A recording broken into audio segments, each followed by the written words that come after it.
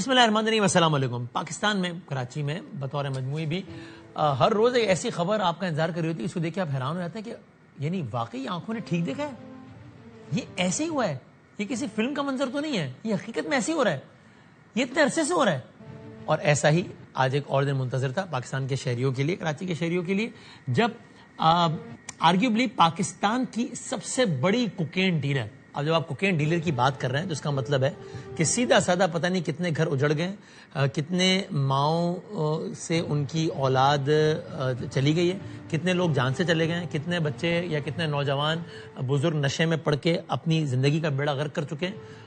وہ تو نہیں ہونا چاہیے، ان کو یہ نہیں کرنا چاہیے، الگ بحث ہے ہی ظاہر ہے، لیکن ان تک یہ پہنچنی نہیں چاہیے، اور یہ پہنچتی ہے تو یہ سارا کام ہوتا ہے. اور پہنچتی کتنے آرام سے، کتنے سکون سے، کتنے مزے سے، اس کی ایک جھلک آج لوگوں نے دیکھی کہ ملک کی آرگیوبلی جو سب سے بڑی کوکین ڈیلر وہ کراچی سے گرفتار ہوتی ہے. مقدمات وہ کب سے، سالوں پہلے سے مقدمات اس کے خلاف درج ہوئے ہیں، گرفتاری آج عمل میں آتی ہے، اور جب گرفتاری عمل میں آتی ہے اس کے بعد عدالت میں بھی آج ہی پیش کر دیا جاتا ہے، جوڈیشل بھی ہو جاتا ہے. اور جو عدالت، جو پولیس میں یا عدالت میں جو پیشی کے جو مناظر ہیں وہ بھی بالکل اپنی مثال آپ ہوتے ہیں.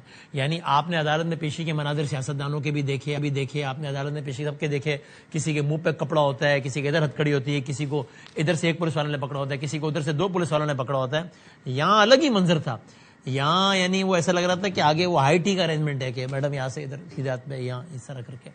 اور حیران نہ ہوئے گا اگر کل بیل ہو جائے تو، حیران ہو سکے گا اگر بیل نہ ہو تو، حیران نہ ہوئے گا اگر ہفتے، 2 ہفتے بعد، 4 ہفتے بعد یا 4 مہینے بعد یہ محترمہ بھی پاکستان سے باہر بیٹھی. We had many examples like this. کتنے ہی اور ایسے، کبھی مصالحت ہو جاتی ہے، کبھی مفاہمت ہو جاتی ہے، کبھی صلح ہو جاتی ہے، کبھی پیسے دے کے فریق راضی ہو جاتا ہے، اور کبھی یہ سارا معاملہ اس طریقے سے ہو جاتا ہے.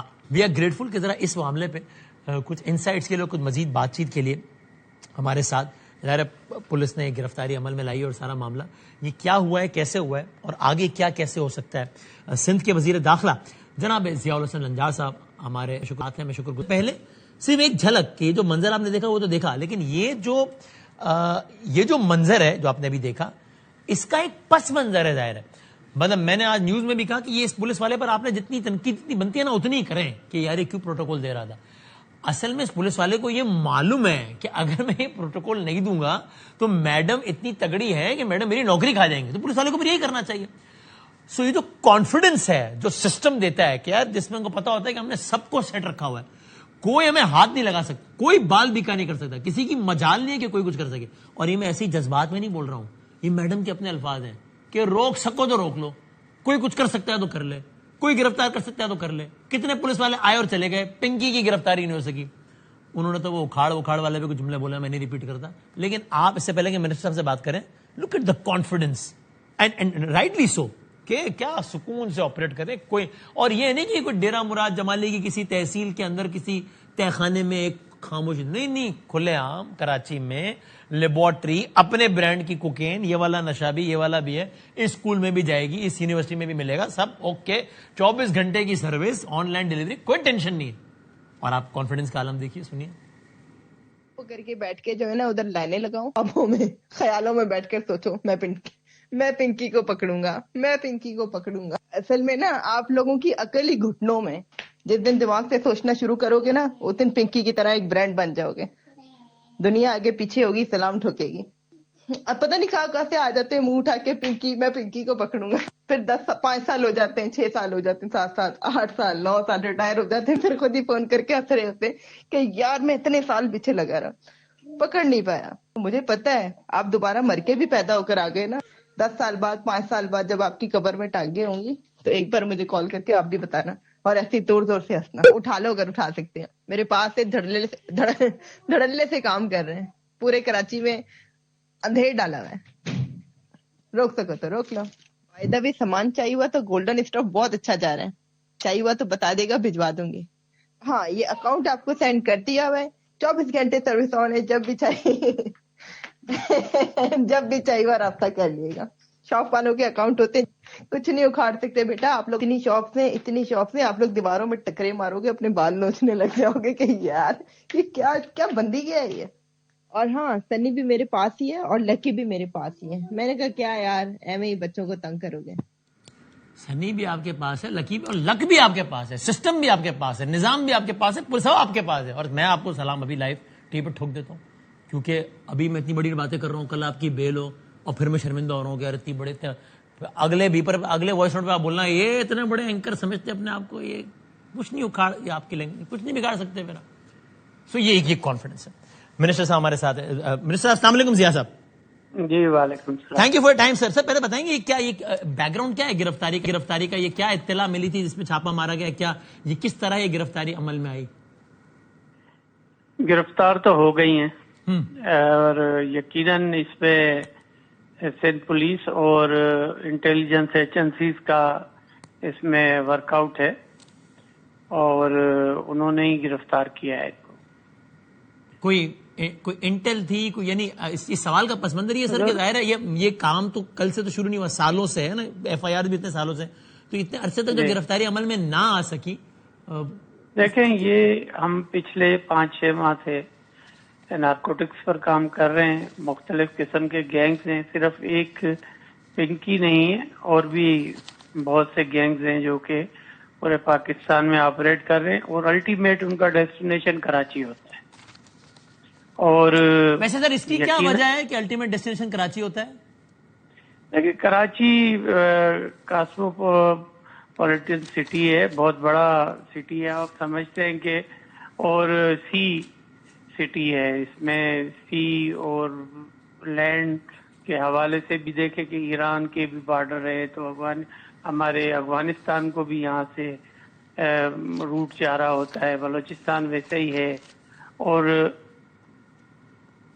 تو اس لیے یہ آماج گاہ ہوتی ہے جو کہ اسمگلنگ وغیرہ کے جو بھی ایلیمنٹس ہیں یہاں سے ہی الٹیمیٹلی جا رہے ہوتے ہیں. تو یہ روٹ کاز ہے ایکچولی, اور کراچی میں چھپنا بہت آسان ہے, بہت بڑا شہر ہے. یہ آج جس طریقے سے پیشی ہوئی, آپ نے کہا یہ جو پولیس اہلکار اس طرح پروٹوکول دے رہے تھے ان کی ہم گرفتاری عمل میں لائیں گے, ہو گئی گرفتاری؟ اس میں دیکھیں ابھی تک جو افسر ہیں امیڈیٹ جن نے جو ایس ایچ او ہیں اس ایریا کے, آئی او ہیں, اور جو یہ افسر ہیں ان کو معطل کیا ہے, اور جے آئی ٹی میں بنا رہا ہوں اس پہ. اور جے آئی ٹی میں یہ دیکھنا ہے کہ کس لیول پر بنائی جائے. اس میں یقیناً ایڈیشنل آئی جی کراچی کو ڈالوں گا, اس کے ساتھ کوئی انٹیلیجنس جو ہوگا ادارہ اس کا کوئی سینئر آفیسر رکھیں گے, اور اس کے ساتھ ساتھ کوئی ایک بیوروکریٹ بھی رکھنا پڑے گا, اور ڈٹرمن کریں گے کہ جس کا اس پہ فالٹ ہے اس کے خلاف کارروائی بھی ہوگی اور اریسٹ بھی ہوں گے, اور ان کے خلاف یقیناً پرچہ بھی دیں گے. ہم کوئی ٹائم فریم دیں گے اس جے آئی ٹی کا کتنے عرصے میں اپنی تحقیقات مکمل کرے, تاکہ یہ نہ ہو کہ بس چلتا ہی رہے. یہ کوئی بڑا ہارڈ اینڈ فاسٹ رول ہے ہی نہیں, اور کل یہ اطلاع ہوئی کہ یہ اریسٹ ہو گئی ہے تو اس کو فوراً اب یہ بھی دیکھنا ہے کہ جو پولیس پیپرز بنے ہوں گے ریمانڈ کے لیے وہ کتنے مضبوط تھے, اس میں آئی او نے کیا کردار ادا کیا ہے اور کورٹ کا کیا کردار ہے اس میں.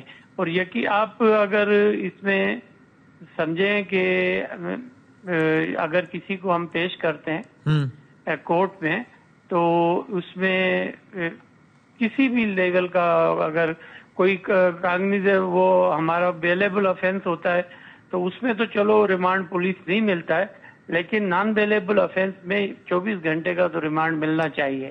وہ کیوں نہیں ملا یہ محرکات دیکھنے پڑیں گے. اور ایک اور بات میں آپ کو بتا دوں کہ اس پنکی کے خلاف کوئی ایک کیس نہیں ہے, اور بھی کیسز ہیں, اس میں اے این ایف کے بھی کیسز ہیں, اینٹی نارکوٹکس ڈپارٹمنٹ کے بھی کیسز ہیں, اور یہاں شہر کے بھی کچھ ایف آئی آر ہیں جو کہ ابھی تک مجھے معلوم ہوا ہے وہ بھی کٹی ہوئی ہیں ان کے خلاف پریویس. تو یہ سب میں ہی ان کا ریمانڈ لیا جائے گا اور گائے بگائے, کیونکہ ابھی تک جس طرح یہ کیس چلا ہے سر, جتنا آپ نے بھی جو ڈیٹیلز بتائی ہیں, ول یو بی سرپرائزڈ اگر بیل ہو جائے؟ میرے لیے بڑی حیرت انگیز بات ہے اور افسوسناک ہے میرے لیے. بینگ اے ہوم منسٹر مجھے بڑا شرمندگی محسوس ہو رہی ہے کہ اس طرح سے یہ نظام چلے گا تو پھر تو کوئی بھی ایفرٹ لیس ہی چیزیں ہوں گی. اور ہم اس لیول پر گورنمنٹ کا جو ہونا چاہیے جو ڈیسیشن ہے اس کو ایسے ڈیسیو کرنا, یہ ذرا سا مجھے خود آج حیرت ہوئی ہے. آج جو بھی ایکٹ ہوا ہے پولیس کا, اور میں تو سمجھتا یہ ہوں کہ آج اگر یہ خاتون کی مہربانی ہے کہ یہ اسکیپ نہیں ہوئی ہے, نہ اس کو کوئی خاطر خواہ کوئی پولیس کسٹڈی تھی, اور ایک کوئی خاتون ہے جو کہ پولیس کانسٹیبل وہ ہے, اور ایک یہ بوڑھا سا ایک یقیناً کوٹ پولیس کا کوئی افسر ہوگا جو کہ اس کو لے کر آ رہا ہے. اور یہ اس کی میں تو سمجھتا ہوں, میں تھینک یو کروں گا انہیں پنکی کو کہ وہ اسکیپ کیوں نہیں ہوئی ہے کورٹ سے, ورنہ ماحول تو پورا تھا بھاگنے کا. ایڈمیٹڈ بات ہونی چاہیے کیونکہ آدمی بڑا ویری فیئر ہونا چاہیے. اور میں سمجھتا ہوں کہ اس پہ بینگ اے ہوم منسٹر مجھے بڑی ڈس اپائنٹمنٹ ہوئی ہے آج, اور میں نے اپنے سینئر آفیسرز کو ساتھ جو بات ہوئی ہے اس میں میں نے ان کو بڑا میں سمجھتا ہوں کہ میرے لیے یہ بڑا ڈس اپائنٹمنٹ والا دن ہے. آپ کا ویسے یہ بیان تھا کہ یہ جو پولیس افسران پروٹوکول دے رہے ہیں ان کو گرفتار کیا جائے گا؟ جی ہاں, اور اس کے لیے دیکھیں اس میں یہ تو کہیں بھی نہیں جاتے, لیکن میں نے 24 آورز کا ٹائم دیا ہے ایڈیشنل آئی جی کراچی کو کہ کوئی ناجائز ہی نہ ہو جائے کسی کے ساتھ, یہ نہ کہیں کہ منسٹر صاحب نے غلط آدمی کو اریسٹ کر لیا. میرا اگلا سوال یہی تھا کہ ویسے ظاہر ہے جو قانون کے معاملات ہیں میں کون ہوتا ہوں بولنے والا, لیکن میں تو خالی ایک نقطہ اٹھا رہا ہوں کہ میں تو آج صبح سے کہہ رہا ہوں کہ اس پولیس والے بیچارے پہ جتنی تنقید بنتی ہے اتنی کریں, اس کی تعریف نہ کریں, کوئی اچھا کام نہیں کیا, لیکن جب ان کو پتا ہوتا ہے بیچارہ کیا کرے گا, اس کو پتا ہوتا ہے کہ میڈم جب اتنی تگڑی ہے کہ میڈم کو پروٹوکول نہیں ہے تو میڈم فارغ کروا دیں گے, اور میڈم کتنی تگڑی ہے یہ میں نے اور آپ نے سن لیا, تو اس کا مطلب میڈم کو جو کانفیڈنس مل رہا ہے وہ تو سسٹم سے مل رہا ہے نا, تو کہتے ہیں کہ اکھاڑ لو بھائی, کوئی کچھ نہیں بگاڑ سکتا. اس کا مطلب سسٹم میں بہت سارے لوگ کمپرومائز ہیں نا منسٹر صاحب. وسیم صاحب ایک بات تو سسٹم کو آپ نہیں کر سکتے. سسٹم میں اگر ایک سینئر آفیسر یا جونیئر آفیسر اپنی اگر پاور شو کرے تو سسٹم اس کے سامنے بے بس ہو جاتا ہے. یہ آپ نے پچھلے دنوں دیکھا ہوگا کہ کچھ لوگوں کو روکا گیا تھا یہاں پہ, خاص کر کے ہماری جو ایس پی کا بیٹا کہلا رہا تھا جو, اس کو بھی پکڑا, اس کو بھی لاک اپ کیا گیا. ایسے کمزور نہیں ہے, یہ تو بہت بڑی کوکین کی ڈیلر ہے, بلکہ شی از اے میکر آف دا کوکین, اور مختلف ڈرگس جو ہیں ان کو یہ خود بناتی ہے. یہ تو چلتی پھرتی فیکٹری بنی ہوئی ہے, تو یہ تو ہو نہیں سکتا کہ, اور ہماری بالکل جو گورنمنٹ ہے اس کا بالکل ایک جو ڈیسیشن ہے, یا یہ سمجھ لیں کہ ہماری اپنی ایک ذہن بنا ہوا ہے کہ ہم نے اس قسم کے ڈرگ پیڈلرز کو قطعی نہیں چھوڑنا ہے.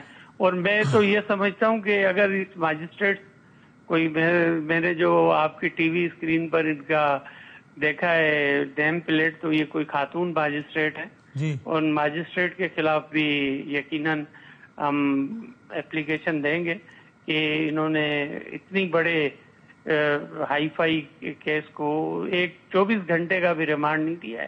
دس از آلسو کوشچنیبل. ابھی آپ نے یہ ایس ایس پی ساؤتھ کو بھی فوری طور پر انکوائری کا کہا ہے؟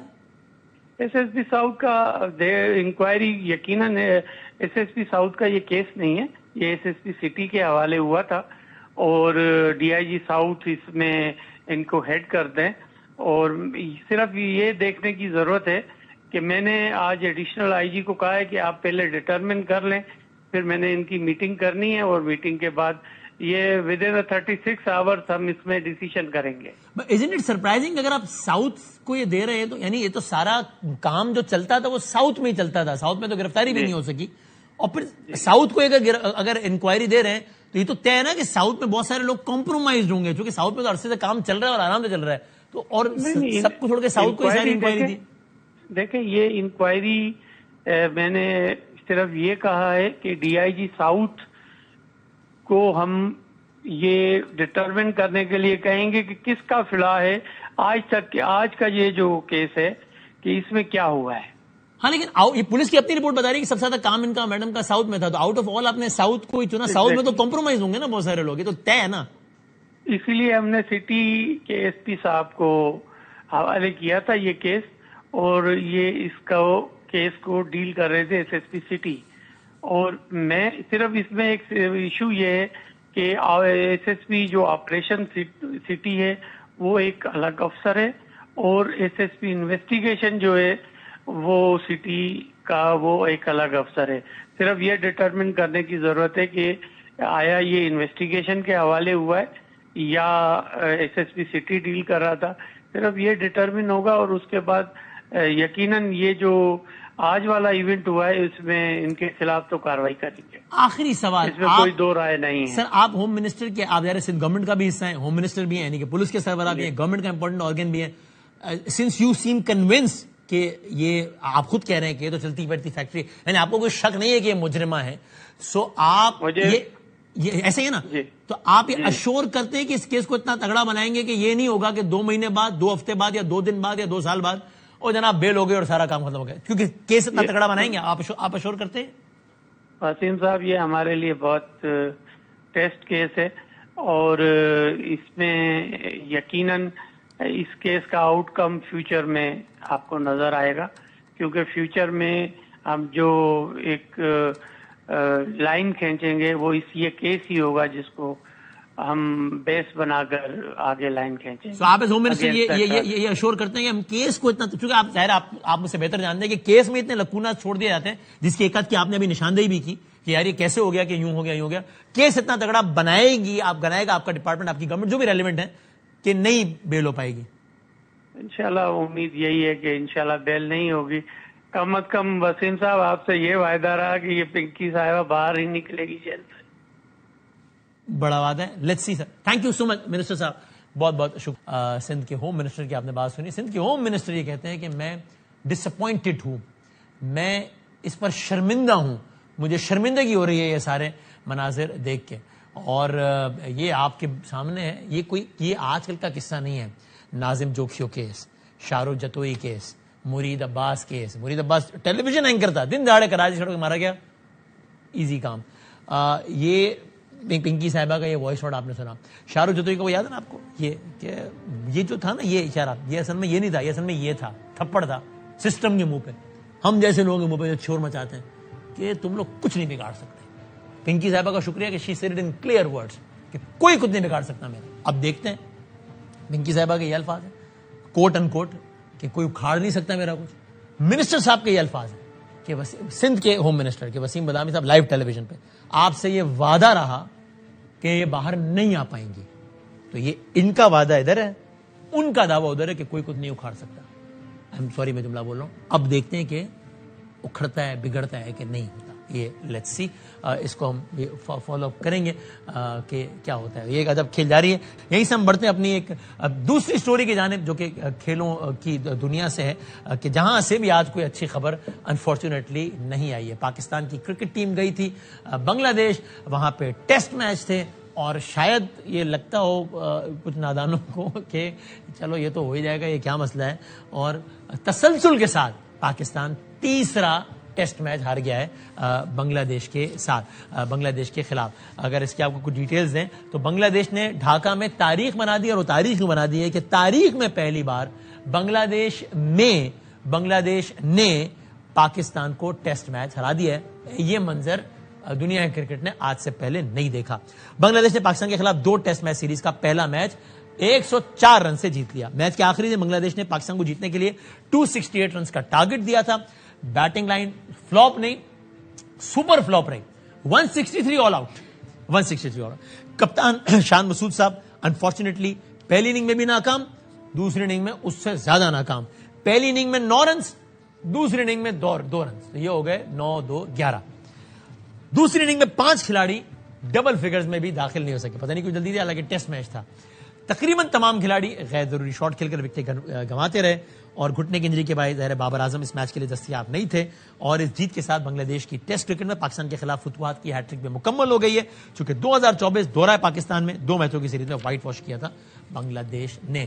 ہمارے بھائی جناب نعمان مسعود صاحب ہمارے ساتھ ہیں، یاسر حمید صاحب، نعمان نیاز صاحب ہمارے ساتھ ہیں۔ نعمان نیاز صاحب کی بڑی زبردست کتاب بھی جو ہے وہ مارکیٹ میں ہے، اور وہ کراچی بھی آ رہے ہیں نعمان نیاز صاحب، ان دنوں ہم ہوں گے نہیں، ورنہ خود بھی ہوتے ہیں وہاں پہ، اور یاسر حمید صاحب دونوں ہمارے ساتھ ہیں، دونوں کا بہت شکر گزار ہوں۔ صرف آپ کو میری آواز آ رہی ہے یاسر حمید صاحب؟ السلام علیکم۔ جی آ رہی ہے۔ آپ سے یہی سوال ہے یاسر صاحب، کیا کہیے گا؟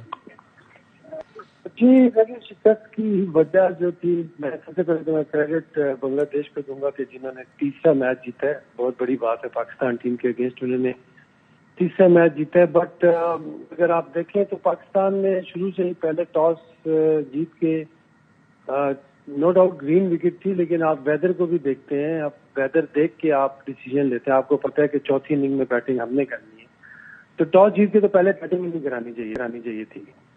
اگر آپ نے پچ کا بیہیویئر دیکھا اور جس طرح کی ان کے اوپنرز نے سٹارٹ لیا اور جس طرح کی اگریسو بیٹنگ کی، ان کے 100 بھی کیا، تو میرے خیال سے سب سے پہلے تو انہوں نے مس ریڈ وہاں پہ کیا کہ انہوں نے ٹاس جیت کے پہلی بیٹنگ ان کو کرا دی، اور پھر انہوں نے 400 رن کر دیے۔ تو جو پلان تھا وہ تو پاکستان ٹیم کا یہی لگ رہا تھا کہ یار ان کو ہم ٹاس جیت کے، گرین وکٹ ہے، ان کو جلدی آؤٹ کریں گے، پہلی اننگ میں ہم لمبے رن کریں گے اور ان کو ہم دوسری اننگ میں پکڑ لیں گے، یہ میچ ہم جیت جائیں گے۔ مین پلان پاکستان ٹیم کا یہ تھا، لیکن وہ فائر بیک ہو گیا۔ ظاہر انہوں نے اچھی بیٹنگ کی، ہمارے بالرز نے بھی تھوڑی سی اس طرح کی بالنگ نہیں کی جس طرح کی مطلب کرنی چاہیے تھی۔ میں سمجھتا ہوں گرین وکٹ بھی تھا، سپورٹ بھی تھی وکٹ کی، لیکن صرف عباس نے 5 آؤٹ کیے ہیں پہلی اننگ میں۔ دیکھیں اگر آپ میچ اپ کریں نا، میچ اپ ٹھیک ہے، اگر جو کمپیریٹو ایڈوانٹیج تھا نا اس پچ کو دیکھتے ہوئے تو وہ بنگلہ دیش کو تھا، ٹھیک ہے۔ ان کے جو فاسٹ بالر ناہید رانا، ہم نے دیکھا انہوں نے جس طرح چوتھی اننگ میں پاکستان ٹیم کو مطلب جیتنے میں بہت بڑا کردار کے، سعود شکیل کو بھی آؤٹ کیا اور پھر رضوان کی وکٹ بھی لی، تو وہ پیس سے لی ہے۔ تو ہم لوگ اس چیز میں لیک کر رہے ہیں کافی عرصے سے کہ جہاں پہ وکٹ ہمیں سپورٹنگ ملتی ہے تو وہاں پہ ہمارے پاس پیس نہیں ہوتی۔ اب جس طرح آپ دیکھو، آپ اپنی لائن اپ میں دیکھ لیں، ہمارا کون سا بالر جو 145 کو کلک کرتا ہے؟ کسی بالر نے بھی 145 کو کلک نہیں کیا، ٹھیک ہے۔ کافی ساری اس میں غلطیاں، اب دیکھیں بیٹنگ میں اب ماشاءاللہ اذان اویس بہت اچھا کھیلے، بہت اچھا ڈیبیو کیا انہوں نے، ڈیبیو پہ 100 کیا۔ مجھے یاد پڑتا ہے کہ میں پہلا اپنا ٹیسٹ میچ کھیلا تھا تو آلموسٹ سیم سچویشن تھی جس میں میں نے پہلی اننگ میں جو 100 کیا تھا، تو پہلی اننگ میں جو 170 کیے تھے، اور جو دوسری اننگ جب ہم چوتھی باری کرنے آئے تھے تو ہم لوگ 240 چیز کرنا تھا ہم نے، تو پھر میں نے وہ فارم کو کیری کر کے اور الحمدللہ دوسری اننگ میں بھی 100 کیا تھا، تو وہ پھر ریکارڈ بھی بنا تھا، وہ ٹیسٹ میچ بھی ہم لوگ جیتے تھے۔ تو یہاں پہ میں سمجھتا ہوں جن بیٹسمینوں کی فارم لگی ہوئی تھی ایک تو وہ انہوں نے ان کو چاہیے تھا جو پورا جاتے، جس طرح عبداللہ فضل تھے، بہت اچھا کھیلے تھے، دونوں نے 50 60 کیے، ٹھیک ہے، اور جہاں پہ انہوں نے 60 کیے تو وہ 100 ہونا چاہیے تھا۔ ٹھیک ہے، آپ نے بیسک باتیں بتا دی۔ نعمان بھائی آپ کو میری آواز آ رہی ہے؟ جی بالکل آ رہی ہے۔ ایک تو وہ آپ کو پہلے آواز نہیں جا رہی تھی، میں ایک تو مبارکباد بھی متھ اینڈ ریالٹی جو آپ کی کتاب، میں کہہ رہا تھا کہ ان دونوں کراچی میں نہیں ہوں گا، آئی ووڈ ہیو لوڈ کہ میں آتا اور حاضر ہوتا خود، لیکن آپ کو بہت مبارکباد۔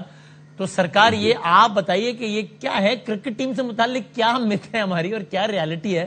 یعنی پے در پہ خراب پرفارمنس کے باوجود بھی ہم لوگوں کو تو لگتا تھا، کم از کم میں اپنی بات کرتا ہوں، کہ یار یہ بنگلہ دیش سے تو نکال ہی لیں گے test match. It was too naive of us to expect this, یا کیا ہے، کیا مت اور کیا ریالٹی ہے پاکستان ٹیم؟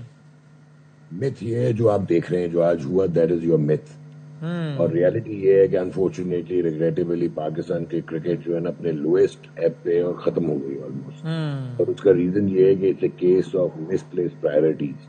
آپ کی پرائرٹیز ہی نہیں ہے۔ آپ 4 اوور کے بولرز، یہی شہنشاہ افریدی جب آپ T20 کھلاتے ہیں تو 140 145 پہ جاتا ہے، بٹ آپ کیونکہ they are not practicing for red ball cricket, یہ ریڈ بال کے لیے کھیلتے نہیں۔ آپ ایک سیریز کھیلے ویسٹ انڈیز کے اگینسٹ، اس کے 10 مہینے کے بعد آپ ساؤتھ افریقہ کے اگینسٹ کھیلے، اس کے 7 مہینے کے بعد آپ یہ کھیل رہے ہیں، اور آپ PSL سے 4 دن میں کنورٹ ہو کے کوشش کر رہے تھے کہ آپ ایک ٹیسٹ کہ جا کے اسپیئر ہیڈ ہو جائیں بولنگ کے. آپ کی فٹنس, آپ کے میکینیکل فالٹس, آپ کی ری ہیب کے پرابلمس, اور آپ کا وہ نظر آ رہا ہے کہ یو ہیو لاسٹ اٹ. اب اسی طرح آپ کیسے یہ لڑکا جو تھا شہزاد, اس کو باہر بٹھا سکتے تھے؟ He is your best bet اس بولنگ اٹیک میں. خرم شہزاد جو ہے یہ ریڈ بال کے ساتھ. اب محمد علی ڈیزی آپ اس کو چھوڑ گئے, اب لے کے ہی نہیں گئے. موسیٰ خان, یہ ریڈ بال کے بولرز اور ہوتے ہیں, ان کا اسٹیمنا انڈیورنس. جو عباس آپ کو نظر آیا ہے, عباس کے 217 میچ میں 887 وکٹس ہیں, 56 دفعہ اس نے 5 آؤٹ کیے. اس کو لینتھ کا پتہ ہے, بلائنڈ اسپاٹ کا پتہ ہے, ہارڈ لینتھ کا پتہ ہے. سو ایک تو یہ, پھر آپ ٹاس جیت کے ایسی پچ پہ آپ گھاس سے کیوں ڈر رہے ہیں؟ This is Asia, this is not Perth 1976 کا, اور آپ نے ان کو کھلا دیا جو کہ پروو ہوا. اسپنرز, آپ ان کے پاس جو لیفٹ ہینڈر تھے, اپنے آف بریک پٹکنے والا کیوں نہیں کھلایا؟ آپ لے کے گئے ساجد کو. وائی ڈڈ یو سلیکٹ اپنا ابرار؟ نعمان نے سیکنڈ اننگ میں سب سے زیادہ آؤٹ کیے ہوتے ہیں جو اس کا ریکارڈ ہے, چاہے وہ ادھر کی کنڈیشن پچز پہ پاکستان میں. آپ نے اس کو امپلائی نہیں کیا 38 اوور سیکنڈ اننگز میں, مطلب اس کو پرائرٹائز ہی نہیں آپ نے کیا. So at the end of the day آپ کی ٹیسٹ کرکٹ کی یہی حالات ہیں. اب یہ جو لڑکا ہے جس طرح یہ یاسر بات کر رہا تھا, اذان اویس, یہ اس نے کوئی کمال نہیں کیا 100 کر کے. یہ اتنا نیچرل ہے کہ یہ اپنا 33واں فرسٹ کلاس میچ کھیل رہا ہے, 1100 ہو گئے. ایوری تھرڈ میچ ہی گیٹس ٹو 100. آگے کے چھوٹے پیر سے آگے پیچھے بہت اچھا کھیلتا ہے, کانفیڈنٹ ہے, بٹ ہر گیم کھیل رہا تھا. بلکہ یہ جو دوسرا لڑکا تھا عبداللہ فضل, جو پی ایس ایل سے گیا ہے, کنورژن کی اس نے, پہلے میں 25 گیند چھوڑ دی, اس نے 1 رن بنایا ہوا تھا. He sunk well in two test match. Saud Shakeel آپ کے سامنے وسیم نظر آیا کہ وہ لڑکا جو کہ 40-45 کے بعد سویپ مارنا شروع کرتا تھا, اس نے پہلی اننگ میں 30ویں گیند پہ سویپ مار دی. یہ T20 کا فقدان ہے. سو ڈس آنر سلیکشن, ان اپروپریٹ سلیکشن, 3 آپ کے فارمیٹس کے, تینوں فارمیٹس کے کپتان اس ٹیسٹ 11 میں کھیل رہے ہیں. جی صاحب نے سمرائز کر دیا, جس کو آخر میں بتا دیں کہ اب اگلے میچ سے پہلے کیا کریں کہ کم از کم یعنی کھڑے بھی ہم 2 سیشن بھی کمپلیٹ نہیں کر سکے نا, 163 پہ ٹیم ہی اڑ گئی. اگلے سیشن آپ کو جی آپ کو اس ٹیسٹ میچ سے صرف ایک اچھی چیز پتہ لگی ہے کہ 50 اوور کھیل لیتے ہیں آپ, دوسرے اننگ میں 50 کھیل لیا آپ نے کہ ون ڈے شاید اننگز پوری کر لیں. ٹیسٹ میچ آپ کے پاس کی بات نہیں ہے. سلیکٹ میں اب آپ پینک کریں گے, ڈپینڈ کرتا ہے پچ کیسی ہوگی. اگر 2 اسپنر کھلانے ہیں, یا اماد بٹ کو لے کے گئے ہوئے ہیں, عامر جمال کو اب لے کے ہی نہیں گئے. سو ایک آل راؤنڈر اگر آپ دیکھیں گے, بابر نے اگر واپس آنا ہے, کس کی جگہ آئے گا؟ اصولاً اگر ڈیولپ بورڈز کی بات کی جائے, چاہے عبداللہ فضل نے دونوں اننگز میں 50 کیا, بہترین کرکٹ کھیلی ہے, لیکن اگر بابر آپ کا پریمیئر بیٹسمین واپس آنا ہے تو ہی شوڈ ریپلیس عبداللہ فضل. ابھی لوگوں کو سمجھ نہیں آئے گا, کہیں گے یار اس نے تو 15 ایچ اننگز کر دیا, لیکن ایسے پھر آپ پروسیس بناتے ہیں. اب وہ نہیں نکلے گا آپ کا, وہ نہیں نکل سکتا سعود شکیل. ہاں سعود شکیل کو ڈراپ کرنا ہے کہ پچھلی 21 اننگ میں رنز نہیں ہے, تو اس کی جگہ کوئی اس کی ریپلیسمنٹ اس نمبر کا بیٹسمین لے کے آئے. Right player for the right slot is your interest. اور ٹیسٹ کرکٹ اب ایکسپریس فاسٹ بولر کے بغیر نہیں کھیل سکتے. نہید رانا نے آج 1 اسپیل کیا, 7 آؤٹ ہوئے 47 پہ. وہ صرف آگے سے چھوٹی گیند ہلا رہا تھا اور تکھا تھا, 145 پلس تھا, آپ فارغ ہو گئے. نہیں آپ یہ بتائیں, نہیں ایک سیکنڈ نعمان بھائی, ہمارے فاسٹ بالرز کدھر ہیں؟ 150 والے بالرز کدھر ہیں؟ کاشف علی کہاں ہیں؟ محمد علی ڈیزی کہاں ہیں؟ یہ لوگ کہاں ہیں؟ احسان اللہ کدھر ہیں؟ یہ لوگ کیوں نہیں ہیں؟ کیوں نہیں ہے؟ انہوں نے تو کاشف علی نعمان صاحب نے جملہ کہا ڈس honest selection, in appropriate, inappropriate selection, dishonest selection. So that answers all the questions. کہ ایک طرف ہم رو رہے ہوتے ہیں کہ یار لڑکے نہیں, اور دوسری طرف اتنے بڑے بڑے لڑکوں کا آپ نام بتا رہے ہیں کہ بھائی ان کو کیوں نہیں کھلا رہے ہیں, کتنے کے لیے بچا کے رکھا ہے. سر ایک لڑکا ہے یہ پلوڑو, اس نے 104 آؤٹ کیے پچھلے سیزن میں, 104 وکٹس. وہ کدھر ہے؟ نیاز لڑکا ہے 140 پلس, وہ کدھر ہے؟ اور بنگلہ دیش کے خلاف آپ نے ٹیسٹ نہیں کرنا ہے تو پھر کب کرنا ہے؟ ٹھیک, so let's thank you so. Ali Raza 145 plus ہے, وہ کدھر ہے؟ علی رضا کو اگر یہ 18 سال کی عمر میں نہیں کھلاتے تو وہ 25 سال کی عمر میں تو اس کی بھی پیس نیچے آ جانی ہے. جی وہ کون سا ہرکولیس ہے؟ So many so thank you so much. Yasir بھائی بہت شکریہ, نعمان بھائی بہت شکریہ. اب سامنے کے سوالات ہیں اور ان کے جوابات نہیں ہیں, اور یہ سارا سلسلہ آپ نے دیکھ لیا. اب آگے بڑھتے ہیں, اپنی تیسری سٹوری کی جانب بنتے ہیں. پاکستان کی سیاست کی جانب آتے ہیں. منگل کا روز عمران خان صاحب سے ملاقات کا دن ہوتا ہے, کئی مہینے ہو گئے ملاقاتیں نہیں ہوئی. آج کا دن یوں مختلف دن تھا کہ آج علی عمران خان صاحب نے کہا تھا کہ پچھلے منگل کو کہا تھا کہ اس منگل کو سی ایم صاحب, اپنی کیبنٹ کے امرا اور عہدیداران پی ٹی آئی کے وہ سب آئیں. گورنمنٹ نے 140 ووٹ لگا دی. گورنمنٹ نے نہ صرف 140 ووٹ لگائی بلکہ اڈیالہ اور اس کے اطراف کے علاقے کو ریڈ زون بنا دیا. اس کے باوجود یہ سارے پہنچے, آج سی ایم صاحب بھی پہنچے اور وہ سارے تھے. ہمارے ساتھ سیکرٹری اطلاعات شیخ وقاص صاحب موجود. اس سے آگے کا کا منظرنامہ انہی سے پوچھتے ہیں. سر بہت شکریہ وقت دینے کا. یہ ڈسپرس ہو گئے آفیشیلی, آپ نے اس کو ختم کر دیا ہے, اور اگر میں غلط ہوں کریکٹ کیجیے گا. سی ایم صاحب کہتے ہیں کہ ہم انشاءاللہ اگلے منگل کو تھوڑے اور سخت رویے کے ساتھ آئیں گے اگر ملاقات نہیں کروائی. اس کو کس طرح ڈیفائن کیا, کیا مطلب ہو اس کا؟ دیکھیں سر, یہ سوال ان سے بھی پوچھا گیا تھا کہ جب آپ سخت رویے کی بات کرتے ہیں تو اس کا کیا مطلب ہے. جی معصومانہ سوال ہے, بھی معصومانہ سا سوال تھا. جس نے بھی وہاں بھی بیٹھ کے کیا تو انہوں نے کہا جی کہ بس وہ اس سے زیادہ سخت ہوگا. اوبیسلی سخت رویہ جب آپ احتجاج کے حوالے سے کہتے ہیں تو دین usually you mean کہ you will come in bigger numbers, you will come with more force, you will come with more people. That's what it is. Political party تو یہی کہہ سکتی ہے نا. ہو سکتا ہے آپ کوئی جلسے کی عام عوام کو آپ بلا رہے ہوں کہ سارے آ جاؤ یہاں پہ, something like that maybe. یہ تو وہ اسٹریٹ موومنٹ کے ہیڈ ہے. اگلے منگل کو کیا اسٹریٹجی دیں گے وہ منگل سے پہلے بتائیں گے. ہم موجودہ حالات میں تو اپنی اسٹریٹجیز پہلے ڈسکس نہیں کرتے, ہمارے بندے اٹھ جاتے ہیں پہلے. لیکن سر یہ کیش 22 ہے نا, اگر آپ عوام کو پہلے سے بتائیں گے نہیں تو عوام متحرک کیسے ہوگی؟ اگر آپ نے ماس موومنٹ کرانی ہے تو پہلے لوگوں کو بتانا پڑے گا نا تاکہ تیار ہوں. سر ماس موومنٹ جس لیول کی کہ آپ ریفر کر رہے ہیں اس کے لیے تو پھر ہفتہ تو پھر کافی نہیں ہے نا. اس کے لیے تو پھر بہت سی اور چیزیں ہوتی ہیں. میرے خیال میں ان کا یہی ہوگا کہ next time I will come in bigger numbers which is understandable and fair enough. کیونکہ آج تو اپنے چند ایم پی ایز کے ساتھ اور اپنے وزراء کے ساتھ وہاں پہ آئے. وہاں پہ آج پنجاب کے 2 ریجنز کی ڈیوٹی تھی جو ان کے آنے سے پہلے ہی بڑی تعداد میں موجود تھے. ایک نارتھ کے ریجن جس کے ہیڈ تیمور ملک صاحب ہیں, اور دوسرا ساؤتھ کا ریجن جس کے آن بپی صاحب ہے. ساؤتھ ذرا دور ہے تو وہاں اس تعداد میں لوگ پہنچ نہیں سکتے, بہت دور ہے, تھوڑا نہیں بہت دور ہے. نارتھ کے لوگ جو تھے ان کی اور ساؤتھ والوں کی آج وہاں پہ سی ایم کے آنے سے پہلے اچھی خاصی رونق موجود تھی. پھر وہ ہمارے دوست اور بہنیں جو ہمیشہ ریگولر آتے ہیں وہ پہ تھے, اور پھر سی ایم بھی. اور گورنمنٹ نے آنے مطلب یہ کل رات کے جو آپ کو حالات دیکھ کے لگ رہا تھا سر کہ آنے دیں گے, چونکہ کل رات جو ماحول بنا دیا تھا 144 ریڈ زون یہ وہ, اس کے بعد آپ ایکسپیکٹ کر رہے تھے کہ آنے دیں گے کس طریقے سے؟ انہوں نے اوبیسلی وہ جس طرح رات کو ہی اس کو سوشل میڈیا پہ وہ کیا, ان کا خیال تھا کہ لوگ اس سے ڈر جائیں گے, خوف و ہراس ہو جائے گا. بلکہ کل بھی ایک ٹاک شو پہ مجھ سے کسی نے کہا یہ دفعہ 144 لگ گئی. میں کہا ہر دفعہ لگتی ہے, پہلی دفعہ نہیں لگی, ہر دفعہ لگتی ہے. جو ریڈ زون ڈیولپ وہ کیا, آپ کو یاد ہوگا فارمر چیف منسٹر بھی 1-2 دفعہ آئے تو ریڈ زون ڈیولپ وہ کیا ہوا تھا. وہ تو پھر دھکے مارتے مورتے پہنچ گئے تھے جیل کے پاس. تو میں یہ سمجھتا ہوں کہ یہ نارمل روٹین ہے پاکستان تحریک انصاف والوں کے لیے, چاہے وہ اس کو ریڈ زون ڈکلیئر کرتے ہیں, چاہے وہ اس کو دفعہ 144 لگاتے ہیں. پیسفل طریقے سے وہ آئے ہیں, اسی لیے میرے خیال میں what reason they had to stop them. Sir یہ ایک بات لڑائی کرنے کے لیے تو آیا نہیں تھا. صحیح, ایک بات بتائیے کہ ظاہر آپ کے کارکنان بھی سوال کرتے ہیں نا کہ ظاہر کارکنان فرسٹریٹڈ بھی ہیں کہ بھائی ان کا لیڈر اندر, اب تو ایکسس بھی بلاک ہو گیا, تو وہ بہت سارے سوالات کرتے ہیں. آپ کے ایک اور سینئر لیڈر ہیں مراد سعید صاحب, ان کا نام ہے, وہ پہلی مرتبہ اپیئر ہوئے ایک انٹرویو میں شہزاد اکبر صاحب کے, اس میں انہوں نے بہت ساری باتیں, اس میں ایک بات یہ تھی کہ وہ یہ کہتے ہیں یا سجیسٹ کرتے ہیں کہ یار سارے ایک دم, یعنی وہ اپنی حیرانگی کا اظہار کرتے ہیں اس بات میں کہ یار یہ کیوں نہیں ہو سکتا. پہلی بات وہ یہ کہتے ہیں کہ یار سارے مل کے بیٹھ جائیں, تاکہ چونکہ وہ کہتے ہیں کہ سلیم اللہ سے کلیم اللہ چل رہا ہے, کہ یہ کہتے ہیں اس کے پاس مینڈیٹ ہے, وہ کہتے ہیں اس کے پاس ہے, وہ کہتے ہیں اس کے پاس ہے, سی ایم کے پاس ہے, نہیں اچھا سارے بیٹھ جائیں انکلوڈنگ سی ایم, انکلوڈنگ اچھا صاحب, انکلوڈنگ علیمہ خان صاحب, اور مل کے ایک اسٹریٹجی بنا لیں. تو یہ آپ کو بات ان کی جائز لگتی ہے کہ یار یہ کیوں نہیں ہو سکتا؟ دیکھیں یہ بات تو نوجوان سے پہلے پولیٹیکل پارٹی میں کئی دفعہ ہو چکی ہے. پارٹی کے اندر بہت سے لوگ پولیٹیکل پارٹی میں سیکرٹری جنرل اور چیئرمین ایکٹنگ چیئرمین گوہر کو یہ کہہ چکے ہیں کہ یار تسی اپنی الائنمنٹ ٹھیک کرو اور ایک دوسرے کے نال بیٹھ کے فیصلہ کر لو. دس از نتھنگ نیو. تو یہ کیوں نہیں ہو سکتا پھر؟ It has been said. دیکھیں وسیم بھائی, یہ کوئی انہونی بات نہیں ہے. ایجنڈا ایک ہی ہے, خان کی رہائی, اور سب کی کاوشیں اسی طرف ہیں. طریقہ یا سوچ مختلف ہوگی مگر ٹارگٹ ایک ہی ہے.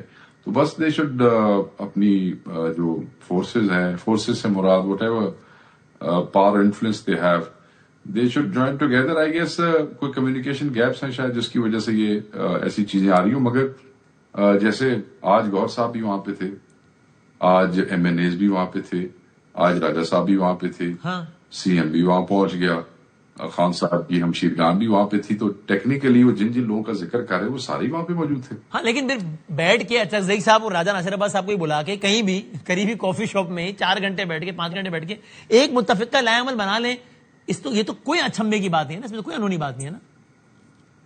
ایسی بات ہے. دیکھیں میرے خیال میں اچھا زئی صاحب does not believe in مزاحمت to what I can understand. He has been openly saying this in Parliamani party meetings. Other than that ان کو وہ یہ کہتے ہیں کہ مجھے خان نے مزاحمت یا مفاہمت کے درمیان چوز کرنے کا ڈسکریشن دیا ہے، تو آئی آپٹ فار مفاہمت. میں سمجھتا ہوں کہ آپ لوگوں نے مزاحمت بڑی کی ہے اور آپ کرتے رہے، مگر میں مفاہمت کی کوشش کروں گا. So maybe that's why he doesn't want to he wants to pursue جو وہ کر رہے ہیں. That is also fair enough. اگر خان نے ان کو اجازت دی ہے تو وہ کرے. وہ ایک بات اور بھی کہتے ہیں نوجوان، وہ کہتے ہیں مجھے ایک بات اور سمجھ میں نہیں آ رہی، وہ کہتے ہیں یار ادھر پارلیمنٹ لاجز جہاں پارلیمنٹرین رہتے ہیں، ادھر سامنے سپریم کورٹ ہے.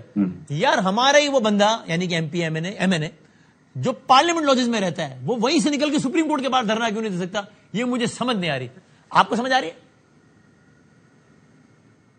ہاں مجھے سمجھ آ رہی ہے، اس لیے کہ میں ان ایم این ایز اور ایم پی اے سے ملتا ہوں. میں یہ سمجھتا ہوں کہ جب بھی ان کو بلایا جاتا ہے سپریم کورٹ کے سامنے وہ ہمیشہ پہنچتے ہیں. اگر وہ اجلاس کے لیے آتے ہیں یا جب ان کو بلایا جاتا ہے ان کی حاضری لگتی ہے، تعداد اوپر نیچے ہو سکتی ہے، تھوڑے زیادہ ہو سکتے ہیں، مگر آتے ہیں. جب آپ دھرنا دینے کی بات کرتے ہیں تو دھرنا پارٹی آرگنائز کرتی ہے.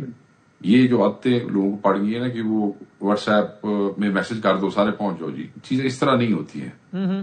یہ وہ حالات نہیں، یہ وہ دور نہیں ہے. ایون خان صاحب کے زمانے میں بھی اس قسم کی ویک کالز جو تھی وہ کوئی زیادہ اس پہ وہ آپ کو یاد ہے کہ اس طریقے سے رزلٹ نہیں آتے تھے. تو خان صاحب نے بھی جب دھرنا دیا تھا تو اس کی تیاری ہوئی تھی، باقاعدہ تیاری ہوئی تھی، اس کے لیے بڑی ایفرٹ ہوتی تھی، مشاورت ہوتی تھی. MNAs MPAs حاضر ہیں. ہر پیشی کے اوپر پنجاب سے ایم پی آتے ہیں جب ان کے ذمہ لگتا ہے، اڈیالہ بھی جاتے ہیں، ہائی کورٹ بھی جاتے ہیں، ایم این ایز بھی آتے ہیں. تھوڑے زیادہ ہو سکتے ہیں، میں 100% کی حاضری کا کسی کا نہیں کہتا. ہاں آپ نے ان سے دھرنا دلوانا ہے. پارلیمانی لیڈر بیٹھا ہے وہاں پہ، وہ جو شاید خٹک ہے، ادھر سیکرٹری جنرل صاحب ہیں، بلائے ان کو بٹھائے، انہیں کہیں بھی ہم نے دھرنا دینا ہے، یہ لاجسٹکس ہے، یہ کرنا ہے. وہ حاضر ہیں سر. بہت کسی کو آپ بات کریں، کسی نے کہا بھی ہم نہیں دیتے، مگر بات یہ ہے کہ آپ لوگ اب وہ ایک چیز ہوگی نا بھی ایسی آپ کہہ دینا کہ جی آپ وہ ایسے کر لو، اس طرح نہیں. یہ چیزیں مطلب ہے آپ اپنے آپ کو امبیرس کروانے کے لیے بہتر ہے چیزیں پلان کر کے کی جائیں، اور پلاننگ کے لیے کوئی زیادہ دیر کی ضرورت نہیں ہے. آج کل اجلاس ہو رہا ہے وسیم بھائی، پارلیمانی لیڈر بھی وہی ہے، اسی کی ذمہ داری ہوتی ہے، چیف وپ بھی وہی ہے، سیکرٹری جنرل بھی وہی ہے، ایکٹنگ چیئرمین بھی وہی ہے، اور سارے ایم این اے ہیں ادر دین راجہ صاحب. تو راجہ صاحب بھی چلے جائیں، ان کو کوئی رکاوٹ نہیں. تو بہ کے صبح مکا لو، کون سا کوئی انکاری ہے. بہت شکریہ سیکرٹری انفارمیشن شیخ وقاص دینے کا سر، بہت بہت شکریہ. بریک لیتے ہیں، بریک کے بعد یہ ٹرمپ صاحب چل پڑے چائنا کے لیے، ایران معاملے کا ہوا کیا ہے، افغانستان کا الگ ایک معاملہ تھا، انٹرنیشنل ایشوز پہ بات کرتے ہیں چھوٹے سے بریک کے بعد.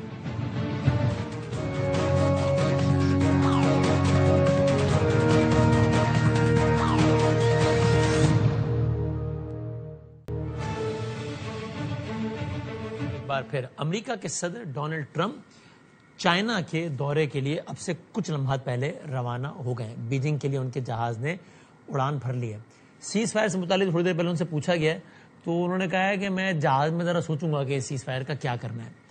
کل انہوں نے یہ کہا کہ یہ سیز فائر اگر میں اپنے الفاظ میں کہوں تو وینٹیلیٹر پر ہے، یہ بالکل اس کو لائف سپورٹ چاہیے. یہ بالکل ایسے ہے کہ ڈاکٹر کہتے ہیں کہ سر جی آپ کا مریض ہے، اس کا بچنے کا 1% چاہتے ہیں. سیز فائر اپنے ویکسٹ پر ہے. کل انہوں نے یہ کہا. اب یہ صرف ایک بھڑک ہے یا اور ہی مینز اٹ نہیں معلوم کہ کیا ہے معاملہ. ساتھ ساتھ ڈونلڈ ٹرمپ نے یہ بھی کہا ہے کہ مجھے لگتا نہیں ہے کہ چائنا کے دورے میں مجھے چائنا سے ایران کے معاملے پر مدد کی کوئی ضرورت پڑے گی. اس دوران ایک اور تماشا بھی لگا ہے، وہ یہ کہ پاکستان کے خلاف عجیب و غریب خبریں آنا شروع ہوئی ہیں، اور وہ تمام تر عناصر جن کے بارے میں بڑا واضح ہے کہ وہ نہیں چاہتے کہ پاکستان ایک میڈیٹر کے طور پہ دیکھا جائے. مثال کے طور پہ ایک خبر چھپی، وہ اور عجیب و غریب خبر ہے، وہ خبر یہ ہے کہ جناب جب یہ سیز فائر کے سارے معاملات میں پاکستان ایز اے میڈیٹر کردار ادا کر رہا تھا، تب پاکستان نے خاموشی سے ایرانی طیارے پارک کروا دیے تھے تاکہ وہ امریکی بمباری سے محفوظ رہ سکیں. اور طیارے کہاں پارک ہوئے تھے؟ نور خان ایئر بیس. یعنی نور خان ایئر بیس جو کہ پنڈی میں واقع ہے، وہاں عوام الناس سب کی نظروں سے چھپ کے، امریکی سیٹلائٹ سب کی نظروں سے چھپ کے پاکستان نے ایران کے طیارے پارک کروا دی تاکہ وہ امریکہ کی بمباری سے بچ جائیں. اب یہ تو خیر دعویٰ اتنا مزے کا خیز ہے، یعنی کہ یہ تو طے ہے کہ جب یہ مذاکرات کا سارا معاملہ ہوا تھا اس کے بعد سے لے کے اب تک امریکہ اور ایران کے مختلف طیارے آتے رہے ہیں پاکستان، کیونکہ ظاہر مذاکرات کا سلسلہ کسی نہ کسی سطح پر کسی نہ کسی حوالے سے جاری تھا. دوسری بات یہ کہ اس سارے سیز فائر کے بعد ایران کے اندر کوئی ایران کا طیارہ نشانہ بنایا گیا جو کہ ان کو پاکستان میں پارک کروانے کی ضرورت پڑی ہو. لیکن اس کو لے کے بالکل ایک لابی نے شور شرابہ، لنڈسے گرام نے شور شرابہ مچانا شروع کر دیا کہ جی یہ تو پاکستان کی بحیثیت ثالث، اس سے تو کریڈیبلٹی متاثر ہوتی ہے. وہ بہرحال ڈونلڈ ٹرمپ سے ابھی جب چائنا جا رہا تھا یہ سوال ہی پوچھا کہ کیا آپ ریکنسیڈر کر رہے ہیں، کیونکہ یہ باتیں ہونا شروع ہو گئی پاکستان کو ایز اے میڈیٹر. انہوں نے کہا نہیں مجھے پاکستان میں اعتماد ہے اور بہترین لوگ ہیں اور وہ سارا کچھ. یہ ساری ڈیولپمنٹس پہ ذرا بات کرتے ہیں. Former permanent representative of Pakistan to UN جناب منیر اکرم صاحب ہمارے ساتھ ہیں. سر بہت شکریہ وقت دینے کا. فرسٹ تھنگ فرسٹ چائنا روانہ ہوئے ہیں ڈونلڈ ٹرمپ. اس دورے سے کچھ آپ کو ایسا لگتا ہے کہ ابھی بظاہر ہمیں جو سٹیلمنٹ نظر آتا ہے، کبھی کوئی خبر نظر آتی ہے لیکن سیز فائر پہ معاملہ اٹکا ہوا ہے، نہ آگے بظاہر کوئی بہت بڑی ڈیولپمنٹ نظر نہیں آ رہی. چائنا کے دورے کے نتیجے میں کوئی ڈیولپمنٹ ہو سکتی ہے آپ کے خیال میں؟ آپ کہیں گے نہیں صاحب یہ چائنا کا دورہ ایک الگ معاملہ ہے، ٹھیک ہے وہاں ایران ڈسکس ضرور ہوگا لیکن اس دورے میں اتنا کچھ نہیں رکھا کہ آپ اس سیز فائر سے متعلق کوئی خبر ایکسپیکٹ کریں اس دورے کی وجہ سے، یعنی ایسا ہو سکتا ہے؟ جی میرے خیال میں یہ دورے میں بہت سارے مسئلے ہیں امریکہ اور چین کے درمیان جس کے اوپر توجہ دی جائے گی. تجارت کا مسئلہ ہے، ٹیکنالوجی کا مسئلہ ہے کہ جو آرمز کنٹرول ہے، فینٹانول ہے، بہت ساری چیزیں ہیں جس کے اوپر ان کی پرائیورٹی اور فوکس ہوگی.